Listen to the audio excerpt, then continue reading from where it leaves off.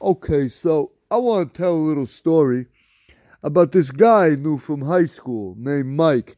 Michael Bourne. Now, this is only the second time in now 153 stories. This is number 153 that I'm telling what you call a secondhand story that came from other people that I wasn't there for, following my Uncle Phil story. Because, that was my parents. I wasn't there. But some of them are so good, you just gotta tell them, gotta repeat them. So, Mike was this guy I went to elementary, middle, and high school with. I knew this guy forever, right? Now, we weren't like real friends outside of school. We never hung out outside of school, even though he lived down the street from me. But we kind of made up for it by sharing the same bus stop for all of middle school and high school. Basically, every morning that was a school day, for 7 years, I saw this guy and talked to him. Hours and hours and hours over the years of conversations. And despite being a massive giant, I'm talking like 6'3", 330, the biggest kid I ever met in my life. Right? Like he could crush you like a bug, but at the same time, he was harmless and he wouldn't hurt a fly. He's like the nicest kid ever. He was nice to everybody. He treated everyone like his best friend. Even years after high school, if I'd see him around town, he'd still be nice to me. Be like, "Hey, Dave, how's it going? Everything all right? You good? You good, buddy?" "Yeah, thanks for asking." He was basically the most popular kid in our entire high school. He was elected homecoming king unanimously. One of those homecoming prom king elections where, like, a month out, you know who's going to win. Not even a question. And he was just a legend.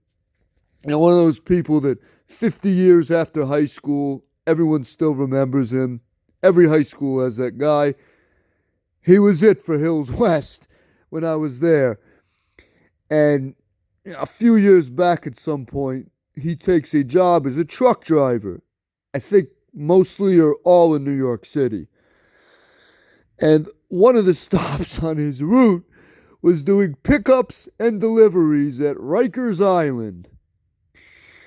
So there's one day he picks up or drops off supplies at Rikers, and then he moves on to his next delivery.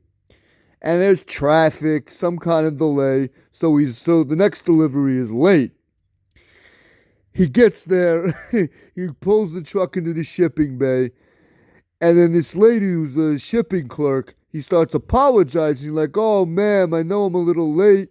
Sorry the delivery's late. I just got out of Rikers Island and it was a little delayed."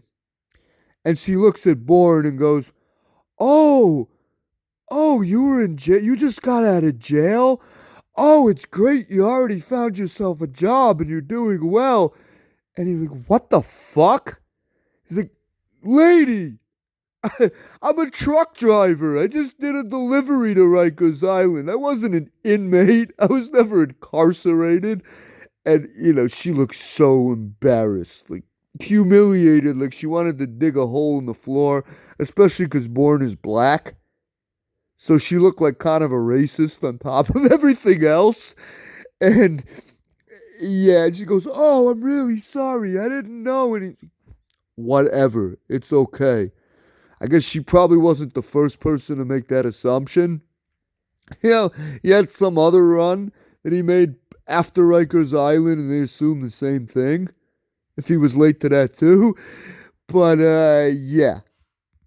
This is a guy who I don't think he's had a speeding ticket in his life, let alone a criminal record. He's no saint, if anybody is. But, goddamn, he ain't no criminal. Hell no. And yeah, that was just great. I would have paid to be there. But yeah, that was my little story via Mike Morn of him making a delivery to Rikers Island and then having some some racist bitch assume it was because he was getting out of jail. What a time. What a fucking time.